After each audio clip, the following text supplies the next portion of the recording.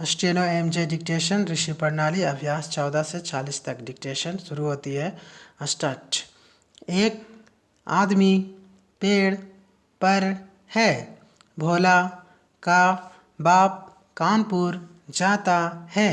राम को 2 बोझा करवी काट कर दे दो। लड़का रोते रोते छेदी के घर पर चला गया। लालची आदमी सदा मारा जाता है। अभ्यास 15। मैंने उसको 4 अमरूद बाजार से मोल लेकर भेजा। वह कौन आदमी है जो मेरे घोड़े पर सवार होकर घूमने जाता है? उसे पकड़ो। मैंने आज कुछ खाया है, कल उसने भी खाया था। सीता ने मुझे उसकी लाठी दे दी, मैं लेकर चला आया। वह रोकने वाले कौन थे? उसे मारो, उस तरफ देखो। अभ्यास 16। क्या वह बाजार गया है? हाँ, वह गया है। अभी तो उसे कुछ ही देर हुई है। हाँ, उसने कौन काम किया जो सजा हुई? तुम कौन हो? तुम्हारा नाम क्या है? तुमने यह कोट कब पाया? वे कमजोर थे, हार गए। तुमको उनकी मदद करनी थी। उन लोगों से कुछ न होगा, उनको जाने दो। अगर कुछ हुआ होता तो उन्होंने जरूर कहा होता। अभ्यास 17। वह कहाँ से 1000 रुपया पावे जो तुमको दे? वह कानपुर गया। वहाँ पर उसने बहुत सी ऐसी चीज़ें देखी जो उसने यहाँ पहले कभी नहीं देखी थी। यदि मैं जाता तो मैं भी देखता जहाँ तुमने गाय का दान दिया था और तुम्हारे बाप ने दाम खर्चा था, वहाँ उस दिन मैं भी था। चलो यहाँ से आगे चले, फिर आएंगे। अभी रुपया कौन देता है? अभ्यास 18। वह बहुत बड़ा आदमी हो गया है, अब बात बात में बिगड़ जाता है। अतः सिद्ध हुआ कि बड़े आदमी के हाथ में ताकत है, पर दीनानाथ गरीब आदमी के सहायक है। हाँ, अमीर लोग दीनानाथ को भूले हैं, उनकी पहुँच उनके पास नहीं है, ना होगी। पहले तो लोग अति करके बुरा करते हैं, बाद में भांति भांति और तौर तौर की बातें इत्यादि बनाकर अत्यंत मूर्ख बनते हैं। ऐसे आदमी का साथ कौन साथी देगा? अभ्यास 19। तुमने किस लिए संपूर्ण सबक याद नहीं किया? तुम किस संबंध में यह बात कर रहे हो? सर्दी के दिन कैसे आराम से कटते हैं, इसको सब लोग समझते हैं। गर्मी के दिनों में कष्ट होता है। इस समय साहब लोग पहले पहाड़ पर जाते हैं। इसका सबब यह है कि वे सामने के सूरज की गर्मी नहीं सह सकते। संसार के सारे सफाखाना सराय संकट के छुड़ाने के वास्ते बने हैं। पैराग्राफ। शासक को रात दिन बड़ी मुसीबत का सामना करना पड़ता है। शासन करना कुछ खेल नहीं। भले शासक हमारी शिक्षा को सरल बनाने और उसके द्वारा विधा की और मर्द और औरत दोनों की सुरुचि लगाने का सुविचार करते हैं, इससे हमको रुपया और धन मिलता है। हम सरस्वती को हासिल करेंगे, यह हमने पहले ही से निश्चय किया है। पैराग्राफ। यह जीवन के वास्ते बहुत जरूरी है कि सवेरे हवा में घूमा जाए।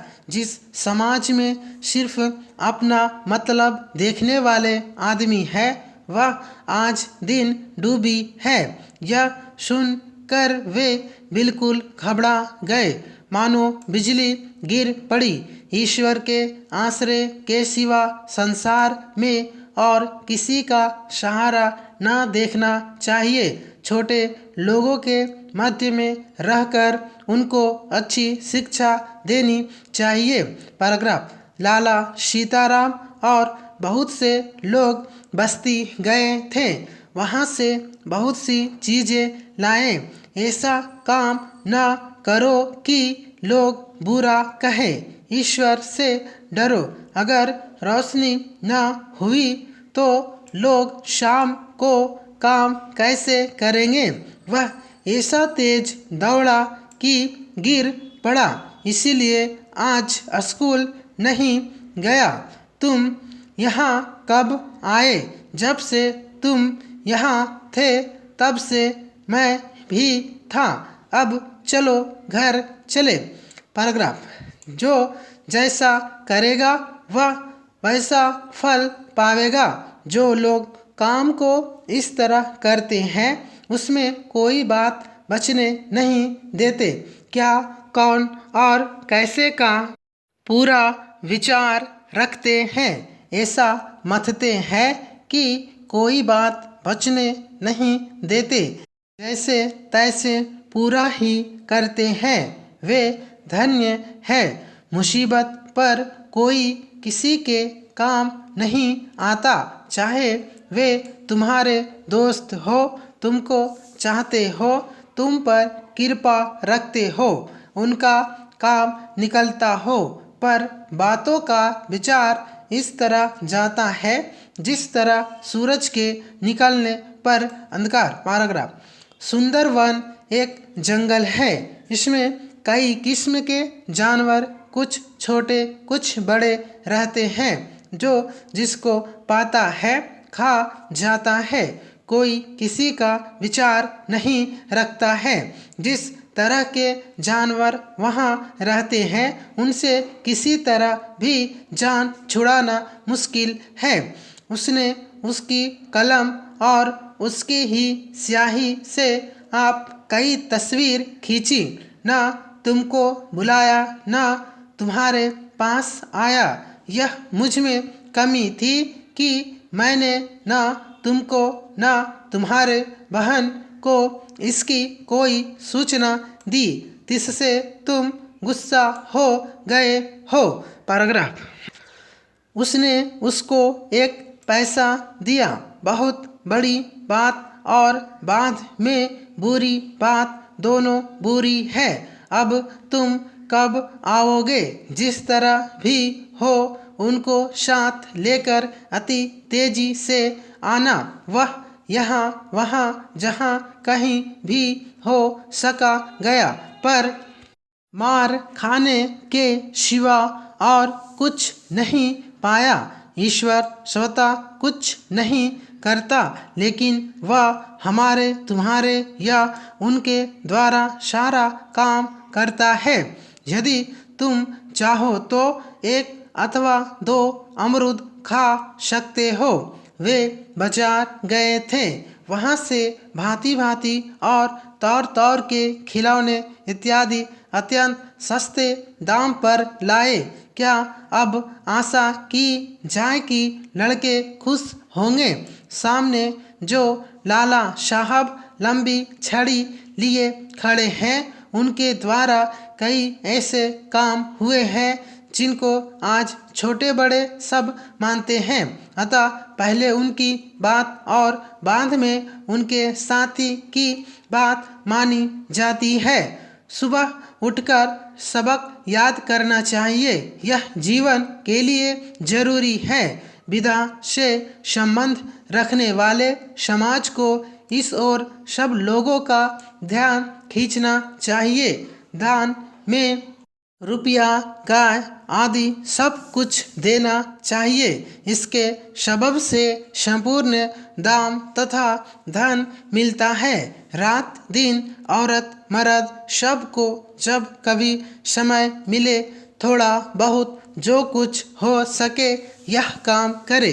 इस तरह हाथ जोड़े जिससे मालूम हो मानो और कोई काम से कुछ मतलब ही नहीं है, तब अच्छा फल होता है। पैराग्राफ। वास्तव में ताकत का होना एक बहुत बड़ी बात है।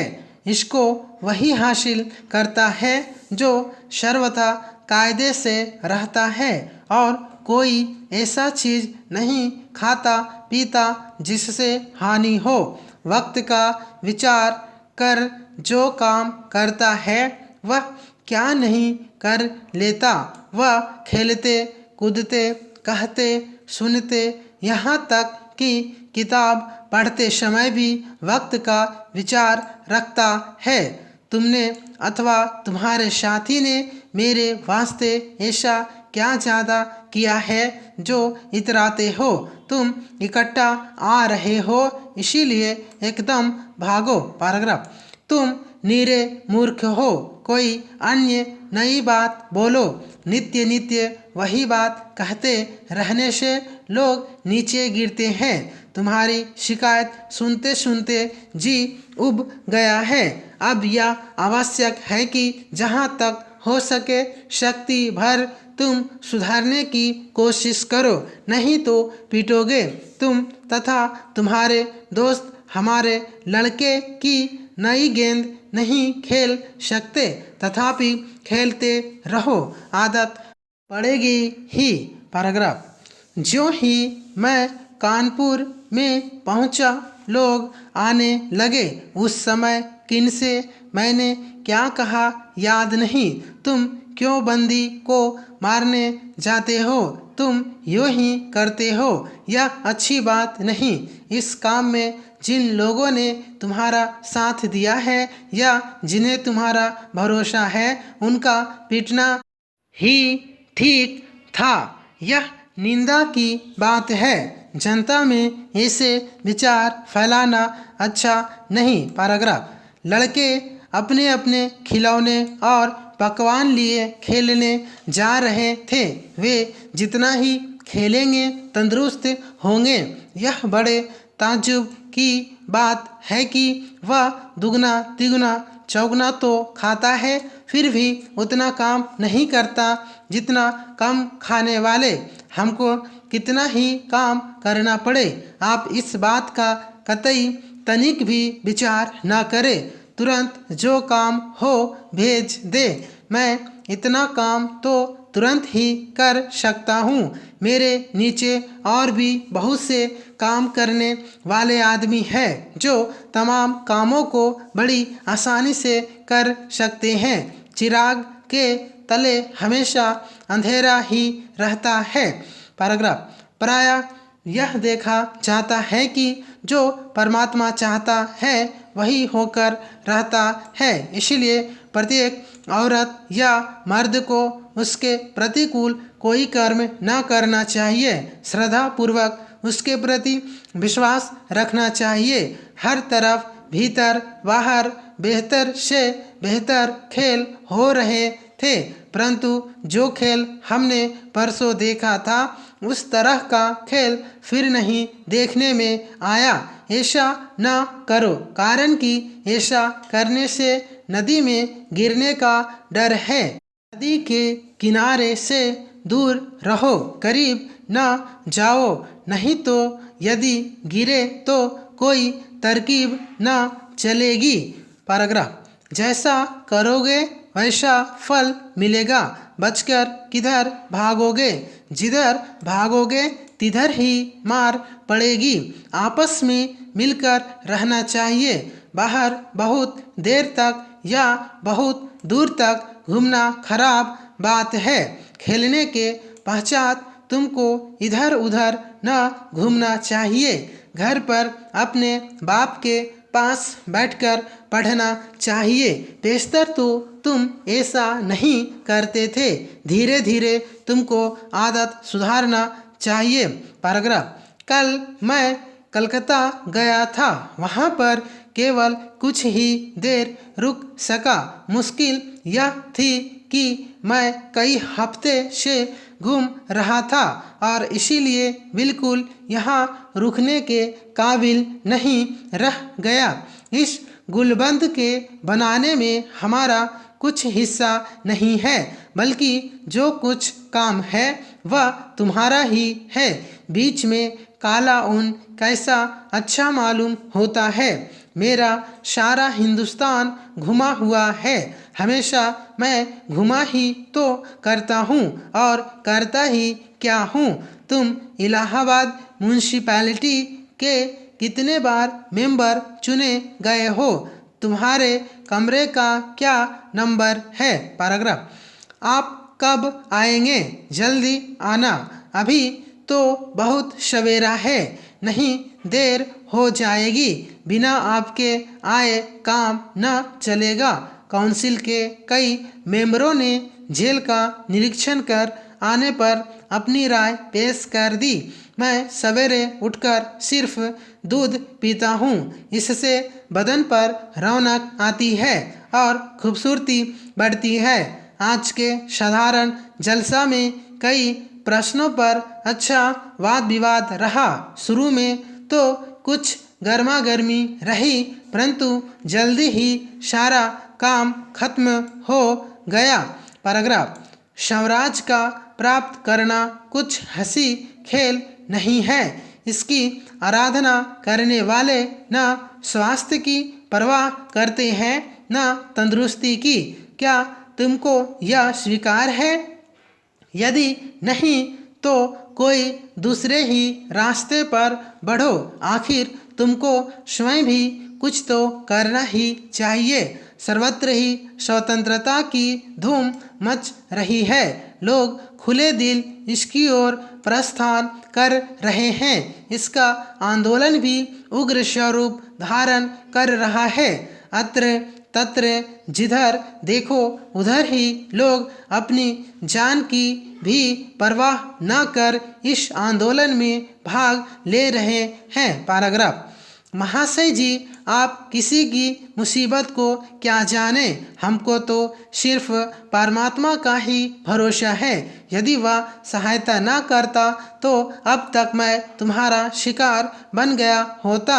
वह चूहे को चूहेदानी समेत उठा ले गया। इसमें अचंभे की क्या बात है? ऐसा तो वह पहले भी कई बार कर चुका है। जाओ और चूहेदानी सहित उसको बुला लो।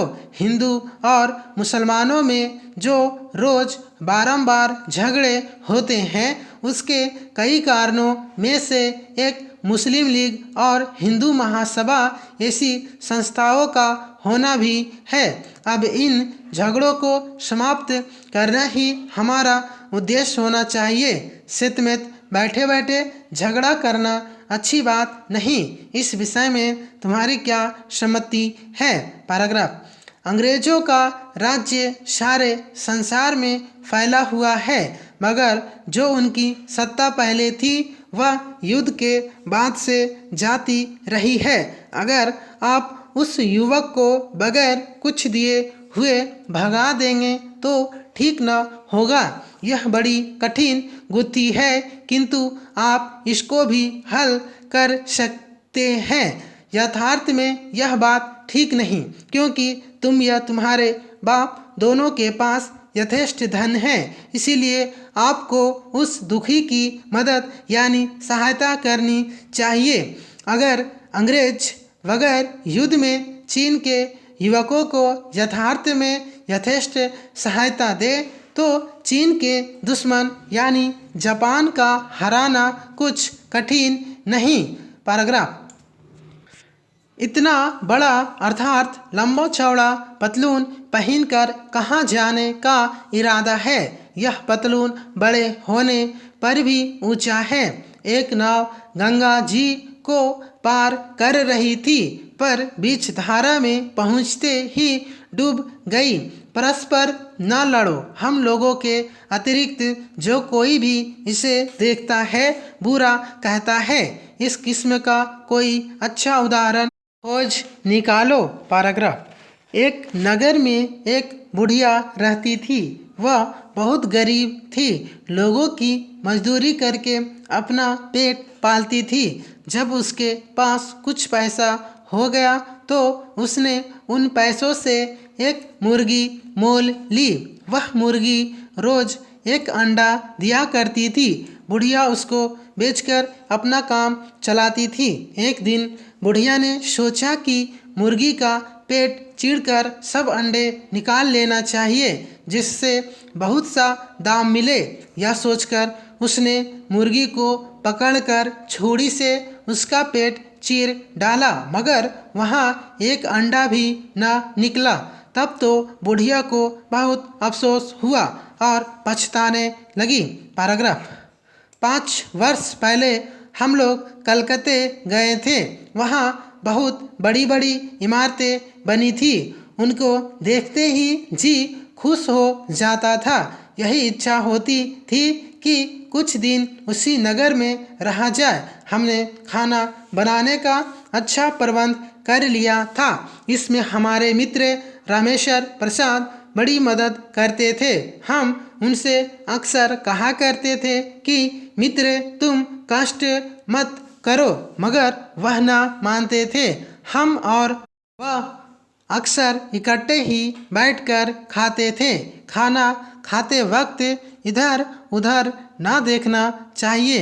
ऐसा करने से चित्त उचट जाता है और अक्सर भूखे ही उठना पड़ता है। पैराग्राफ। रमेश सुमेश्वर की अपेक्षा अच्छा लड़का है। वह बहुत सवेरे उठता है, मुंह हाथ धोकर नाश्ता करता है, फिर बगल में बस्ता दबाकर स्कूल चला जाता है। एक दिन रमेश स्कूल जा रहा था। रास्ते में उसको एक मुर्गी मिली। मुर्गी ने पूछा, रमेश तुम कहाँ जा रहे हो, आओ खेले। रमेश ने कहा, बहन मुर्गी, यह खेल का वक्त नहीं है। यह कहता हुआ स्कूल को बढ़ा। आगे चला तो उसको एक चिड़िया मिली। चिड़िया ने भी वही कहा। रमेश ने पूछा, कहो और भी कुछ कहना है कि बस यही? यह खेल का वक्त नहीं है। इस वक्त को खेल में खराब करने से पछताना पड़ेगा। समाप्त। Thank you.